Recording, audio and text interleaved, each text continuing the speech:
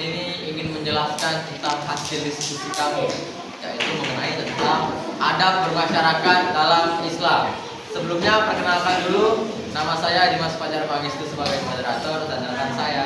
Saya Kalisa Andra Putri sebagai penyanyi materi. Saya Rizky Saputri sebagai penyanyi. Saya Rizky Ramada sebagai penyanyi. Baiklah, langsung saja.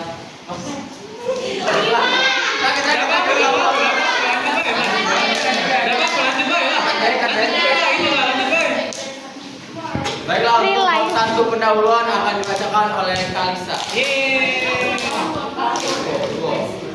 Bacakan oleh Kiki. Satu, latar belakang. Manusia adalah makhluk sosial yang selalu hidup berdampingan dengan orang lain. Dalam kehidupan bermasyarakat, perbedaan agama, budaya, bahasa, dan kebiasaan merupakan hal yang wajar. Oleh karena itu, Islam menekankan pentingnya adab sebagai pedoman hidup dan agar tercipta masyarakat harmonis. 2. Rumusan masalah. Apa pengertian adab dalam Islam?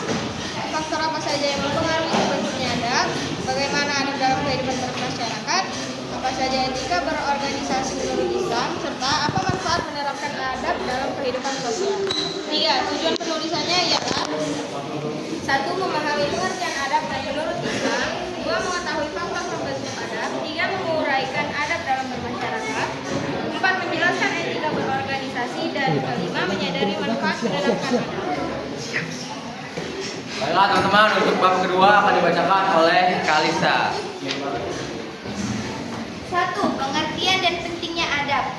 Menurut KBBI, adab berarti akhlak, budi pekerti, sopan santun, tata krama. Dalam bahasa Arab, adab awalnya berarti undangan kejamuan makan, kemudian berkembang menjadi kesopanan, etika, dan aturan pergaulan.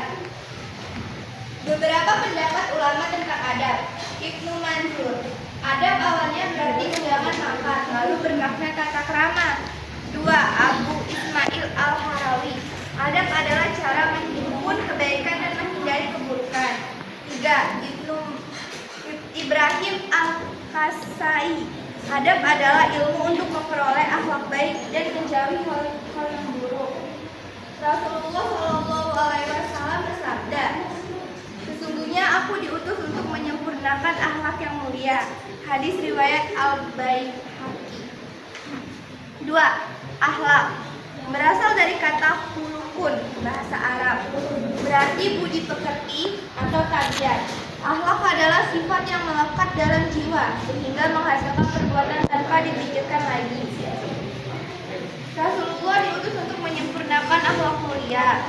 Siapa di antara kamu istri-istri Nabi yang tetap taat kepada Allah dan Rasulnya dan mengerjakan amal soleh, niscaya kami anugerahkan kepadanya pahala 2 kali lipat dan kami sediakan baginya rezeki yang mulia.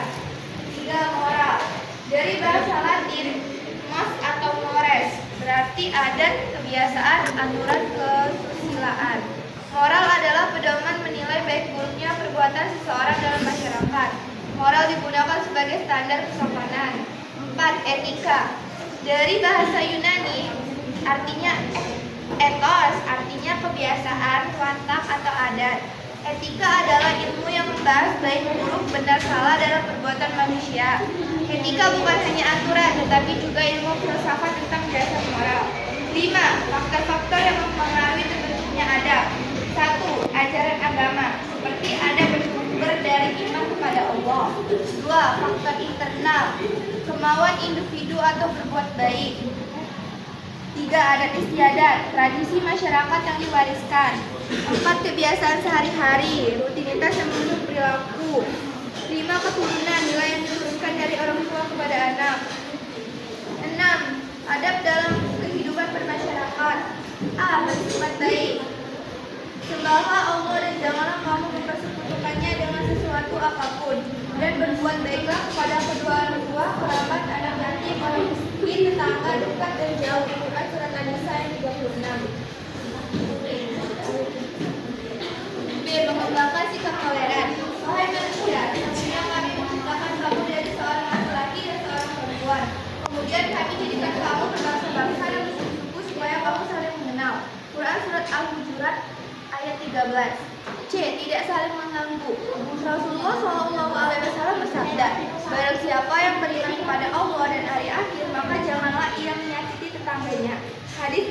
Al-Bukhari dan Muslim. D. Saling berbagi. Dan tolong menolonglah kamu mengerjakan kebajikan dan takwa. Dan jangan tolong menolong dalam berbuat dosa dan permusuhan. Quran Surat Al-Maidah ayat 2. Etika berorganisasi. Dalam Islam, organisasi harus dibangun atas dasar niat yang ikhlas. Beberapa etika penting. 1. Niat yang baik dan tujuan yang mulia. 2. Menjalin komunikasi yang baik. Dan ucapkanlah kata-kata yang baik kepada manusia. Quran Surat Al-Baqarah ayat 83. 4. Bersikap amanah dan bertanggung jawab. Terus, manfaat hidup bermasyarakat sesuai adab. 1. Terciptanya hubungan dan komunikasi yang baik. 2. Membangun reputasi seseorang. 3. Meningkatkan kesehatan mental dan emosional. 4. Memberikan teladan bagi orang lain. Baiklah teman-teman, kami akan membuka sesi tanya jawab. Bagi kalian yang keliru ataupun ingin menanyakan lebih dalam dan detail, dipersilakan waktu dan tempat.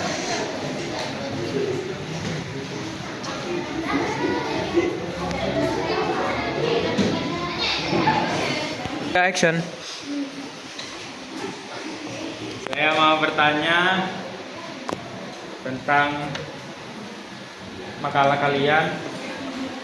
Perkenalkan, nama saya Agustia dari kelompok 1. Saya ingin bertanya mengenai hubungan antara adab, akhlak, moral, dan etika. Apakah hal ini berhubungan dan hubungannya apa? Oke, terima kasih. Apakah ada yang ingin menanyakan pertanyaan lagi? Silakan, Putri.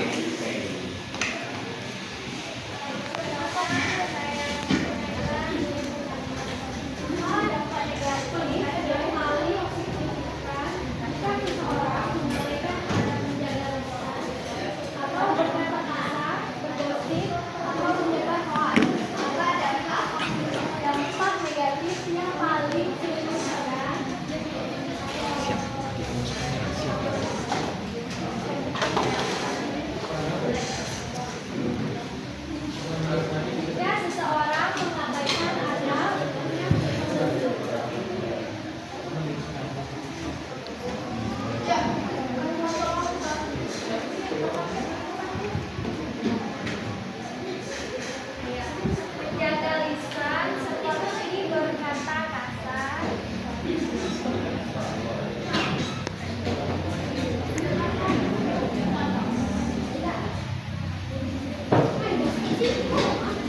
Bergosip atau menyebar hoax.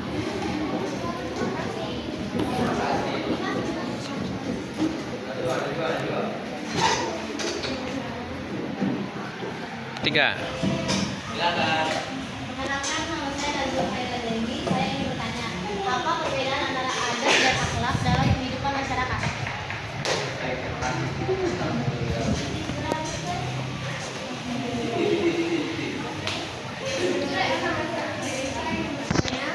Bagaimana cara kita menerapkan adat gotong royong di era modern saat individu memiliki kehidupan yang sangat padat?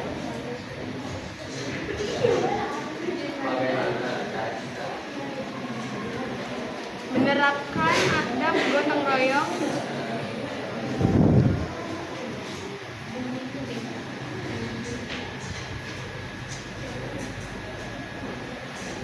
di era modern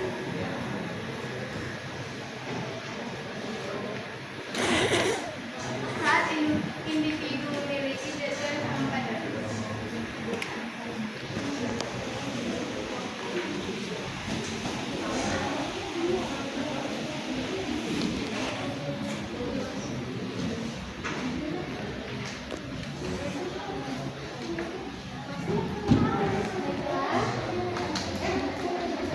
Baiklah, kami tutup sesi. Oke, terakhir Adi. Saya ingin bertanya melalui topik yang kalian bahas, yaitu adab bermasyarakat dalam Islam. Seperti yang kita tahu, dalam bermasyarakat itu macam-macam. Dimulai dari bagian daerah, misalnya Indonesia dan Singapura memiliki budaya dan kebiasaan yang berbeda. Bagaimana cara kita agar bisa bermasyarakat yang sesuai dengan syariat Islam dan mengikuti budaya mereka yang relatif berbeda di masing-masing lingkungan kan. Bisa saja yang kita lakukan dalam syariat Islam menyinggung mereka, bisa saja itu malah nggak cocok dilakukan di tempat mereka. Bagaimanakah kita menyesuaikan itu? Pertanyaannya ulangi, bagaimana cara kita Menyesuaikan adab bermasyarakat dalam Islam di berbagai daerah atau wilayah Sarawak.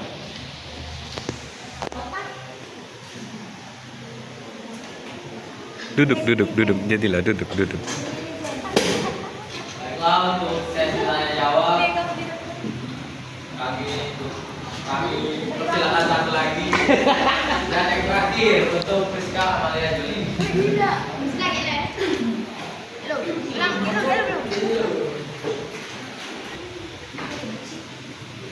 Perkenalkan, nama saya Priska Amalia Juli, ingin bertanya. Kan kita tuh tidak boleh makan dan minum di dalam kamar mandi. Terus bagaimana kalau itu? Bisa aja. Oke, terima kasih. Baiklah teman-teman, sesi tanya jawab akan kami tutup. Silakan menunggu selagi kami mencari jawabannya. Sekian, terima kasih. Ya. Baiklah teman-teman, kami akan menjawab pertanyaan yang pertama, yaitu dari Aga, yang akan dijawab oleh Kalisa. Pertanyaannya adalah, apa hubungan antara adab, akhlak, dan etika?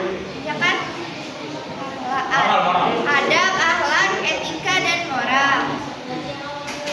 Hubungannya itu, tunggu dulu, aku udah nyari moral. Go. Jadi hubungan antara adab, akhlak, etika, dan moral itu sama-sama mengkaji perilaku manusia. Namun dengan penekanan dan sumber yang berbeda. Kalau adab itu fokus menekankan pada kebiasaan, tata krama, sopan santun.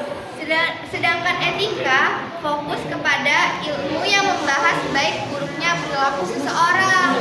Sedangkan akhlak lebih fokus dengan sifat atau perangai dasar seseorang. Kalau moral itu tuh lebih fokus dengan ajaran atau prinsip tentang baik dan buruknya yang dipegang oleh individu tersebut. Singkatnya apa perbedaannya?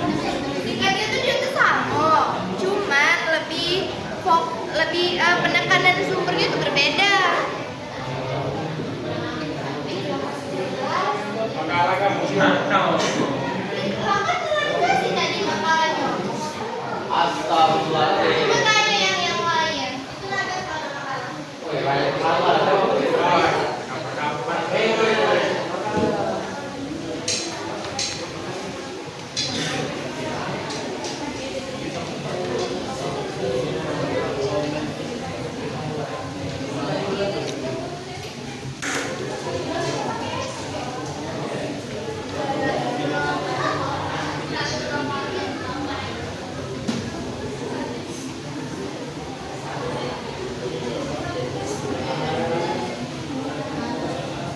Hah?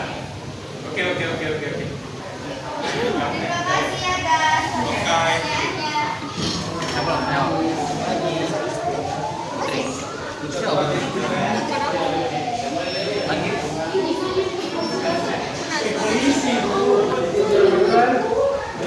Baiklah teman-teman, selanjutnya pertanyaan dari Putri yang akan jawab oleh Kalisa lagi.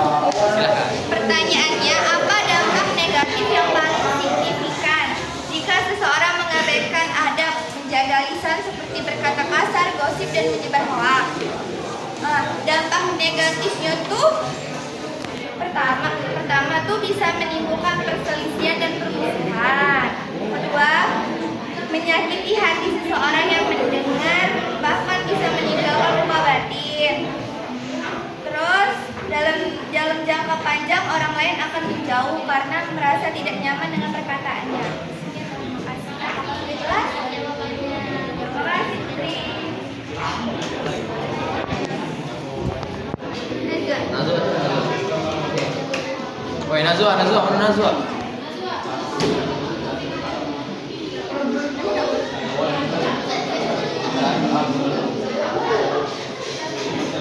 Ayo, sudah loh. Baiklah, pertanyaan dari Nazwa akan dijawab oleh Rizky Syamutri. Pertanyaan Nazwa yaitu apa perbedaan adat dan akhlak? Jadi perbedaannya itu adalah kalau adat itu lebih ke aturan sopan santun, sedangkan unsur akhlak itu adalah sifat bawaan dari batin.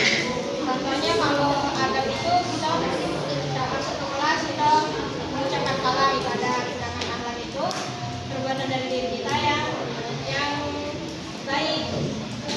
Terima kasih. Lanjut. Berikutnya dari Siti. Soalnya ya, bagaimana cara kita menerapkan adat gotong royong di era modern saat ini itu memiliki jadwal yang sangat padat.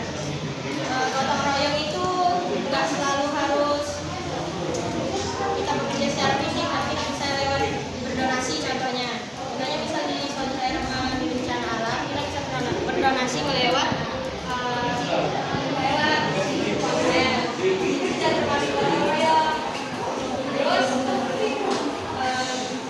sesuatu yang padat kita bisa mengeluarkannya dengan cara membeli makanan untuk orang-orang yang sedang bergotong royong di daerah sekitar. Nah, itu juga sudah bisa disajikan di gotong royong. Jadi gotong royong itu tidak selalu untuk mencari sih, tapi bisa jadi baik, jelas, ini jawaban.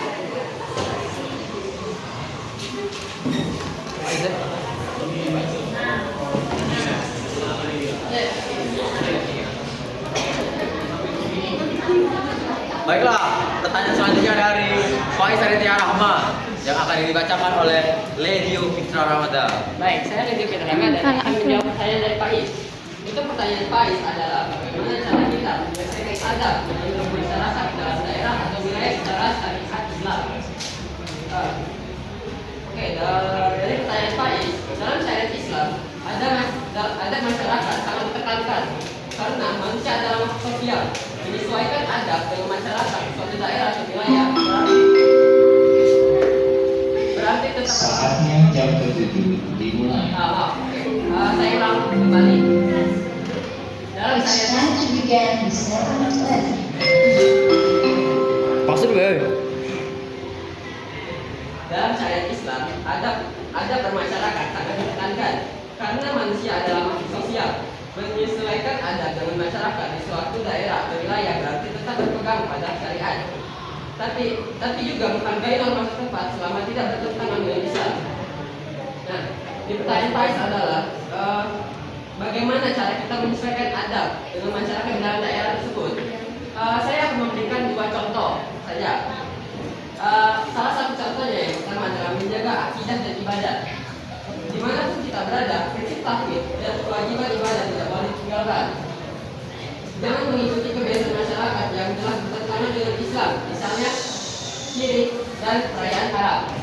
Yang kedua ada menghormati adat yang baik. Islam memperbolehkan mengikuti adat setempat selama tidak bertentangan dengan syariat.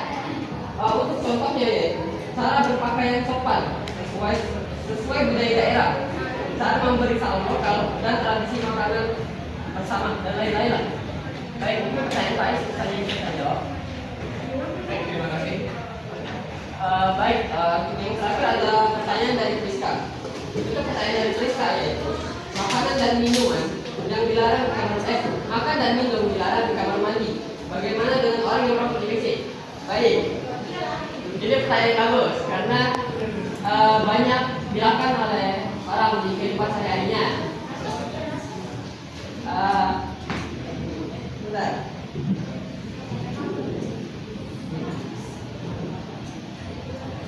Kalau makan dan minum saja dilarang di kamar mandi, pastinya rokok juga ini lebih dilarang lagi. Karena biasanya alasan itu tentang kebersihan, kesehatan dan etika. Yang pertama itu adalah kesehatan. Asap rokok mengandung zat berbahaya, biasanya seperti nikotin, tar, dan karbon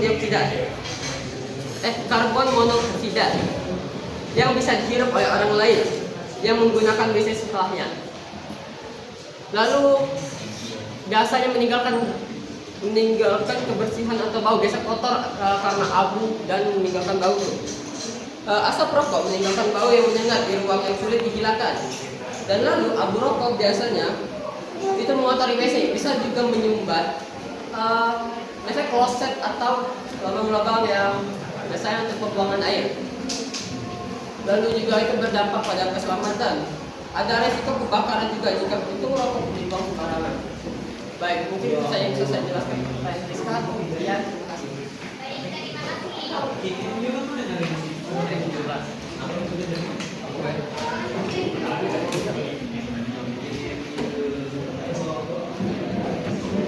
Baiklah teman-teman, saya akan membacakan kesimpulan pada materi hari ini.